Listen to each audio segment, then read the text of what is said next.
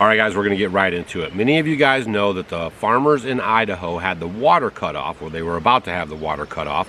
They got the initial, warning in May that they weren't going to receive the water that they normally get every year so they could grow their crops. And they had already put their crops in, which would mean imminent failure. And imminent failure for a farmer, in case you don't understand this, means that they're going to be wiped out. Possibly could lose their whole farm, because farmers basically live check to check, if you will. They go and they get a big loan from the banks, they go plant their crops, they get insurance on their crops. When the crops come in, they take that to the market, and then they pay off their loans, and it's like this never-ending cycle. So if they get caught one time or even two, definitely, with their pants down, so to speak, right, that could literally mean they could lose the family farm or the farm that they are on, because they cannot pay the note, and that farm is the collateral for the said loan. All right, so the farmers got the notice, hey man, we're not going to give you guys any water this year for your crops. And the whole public went crazy.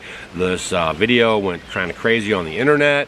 Awareness kind of broke loose. Everyone started rallying. They started contacting the governor over there, Mr. Brad Little, and they were raising a big stink about it. So they stepped in at the midnight hour and they said this: basically, we're going to give you farmers the water for 2024, but for 2025, you're on your own. Okay, here's a statement by Governor Little. He says, stakeholders, and anytime you see the word stakeholders, equity, ESG, stuff like that, that's a red flag, right? Because that's all part of this new thing that they're ushering in, right? These carbon credits, ESG scores, all this kind of business that we are not liking and we're not accepting, but they're doing it anyway, okay? Stakeholders, including surface water users and groundwater users, have been working around the clock on a deal to avoid water curtailment for hundreds of eastern Idaho farmers this year, with negotiations nearing the finish line this week. So basically he goes on to say that he's encouraged about the progress that they're making, and they are going to kind of work this out. And if you go to their Facebook page, if you guys are on our email list, go to offgridwithdougandstacy.com, fill out the box on there. Okay, you can't email me something and say put me on the list. Just go there, fill out the box. You'll receive an email from us. Hit the blue box, blah, blah, and that means you confirm. And that's just a security measure for us to make sure you're not like a scammer. And then we'll start sending you out the updates. But I'll send you all the links that I used for this video today in here, so you can see with your own eyes and read this stuff and try to piece it together for yourself. And I'll send that out. Today's Tuesday. I'll get that out to you by Wednesday morning. Okay. So that's the first thing I read there, was the statement. It's basically the governor is in cahoots, right? He doesn't really care. He's saying like we're working on a solution, but next year you're on your own. Now listen to this. This is a picture of the governor at a ribbon cutting for Jervis. Okay, Jervis? Who is Jervis, you might ask? They're a global supplier of cobalt and nickel. Okay, now I don't know if you guys know this or not, so I'm just going to share it with you. This area in Idaho has always been a cobalt mine. This mine was mined during World War II for jet engines and stuff like that, right? They totally destroyed the land there. You can go look this stuff up. It's called the Salmon River Project and Salmon Valley Project and all this stuff. You can go look this stuff up. It took them over 20 years to repair the damage that was done by the cobalt mining at the time, okay? This is a picture on how they actually mine cobalt in third world countries.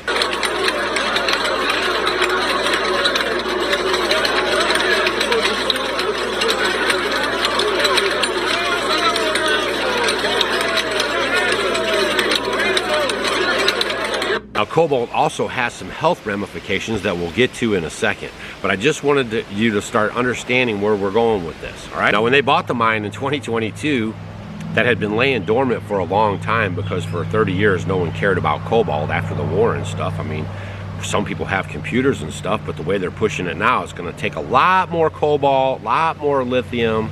Okay, what happened was when they actually bought the mine in 2022, cobalt was trading for $40 per pound, and by the time that they actually bought the mine and had the ribbon cutting ceremony, it already fell to $25 a pound, and it continued to fall, hitting to just $15 a pound. So Jervis would have been operating the mine at a loss for that price. So just after the ceremony, the mine was closed before it had even opened.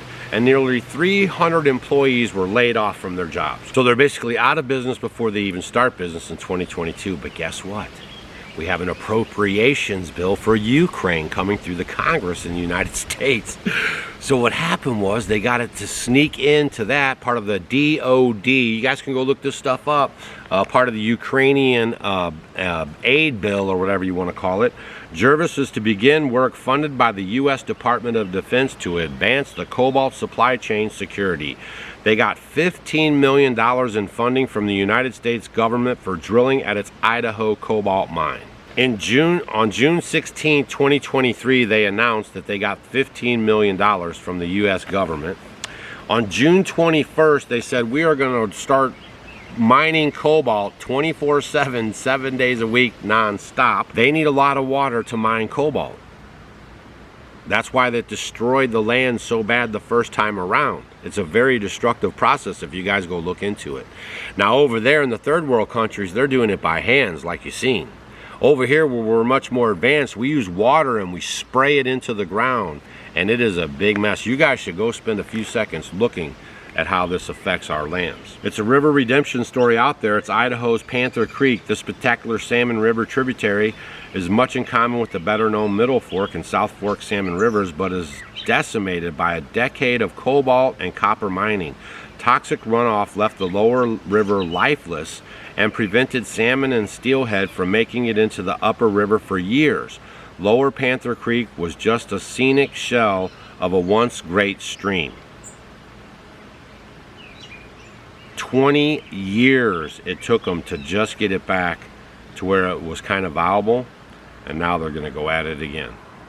So if you guys wanted to know, why the Idaho farmers were having their water shut off, you now have to just look at all the evidence. You have to look at the the governor, who really doesn't care about the people, it sounds like to me. He's very happy about his ribbon cutting ceremony. And basically this, if you go, I'll leave the, I told you guys I'll leave the, I'm going to send you all these links, but this Facebook page, Governor Little, this is the most pathetic, cowardly, and blanketed response from you yet. Grow a spine and start following the Idaho State Constitution. You have the ability to stop this atrocity, and the consequences of this curtailment will be devastating to all of our farmers. Here's another person wrote, all new building permits must be immediately stalled. If there's not enough water for our farmers, then there's definitely not water for new businesses and new housing developments in the area, which they continue to go up.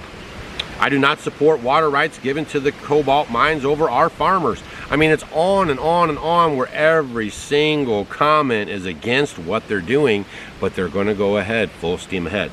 With $15 million allocated through the Ukrainian budget that no one reads, they just pass. Okay? Here I also would like to mention on the way out before we get out of here that the company is keeping focus on its ESG score, environmental social governance policies, as it moves forward in Idaho. You can find a list of their corporate governance statement, policies, and standards here. That right there is code for they are in on the big program. Okay? That's what it's code for. That's all I got for you guys today. I just wanted you to try to follow the bouncing ball here on how Idaho got into this situation. As I mentioned in the live show last night, farmers all over the place are selling out. Okay, for the love of money is the root of all evil, and they are literally going after people and enticing them with money, and there's no moral compass. I said it. There's no moral compass. People don't even care. It's like this governor, he knows darn well what happened back in the day when they cobalt mined there before, and it stripped the land and killed the land. He knows it. And if we don't recognize history, then we're doomed to repeat it, right? And then, like always, follow the money.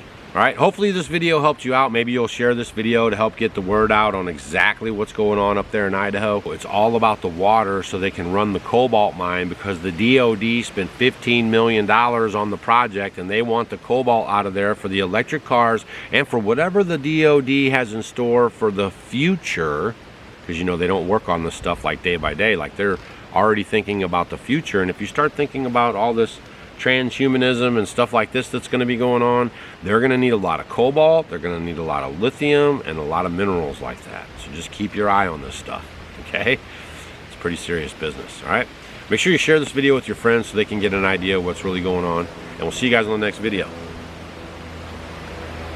Stay vigilant out there. There's electric cars. There are countless valuable usages for cobalt. Any side effects of cobalt we should be aware of, considering we use it in everything? Cobalt exposure triggers impairment in cognitive and anxiety-like behaviors, brain oxidative stress, and inflammation. And do you know what's a necessary component of cobalt mining en masse? Guessed it, water. Lots of water.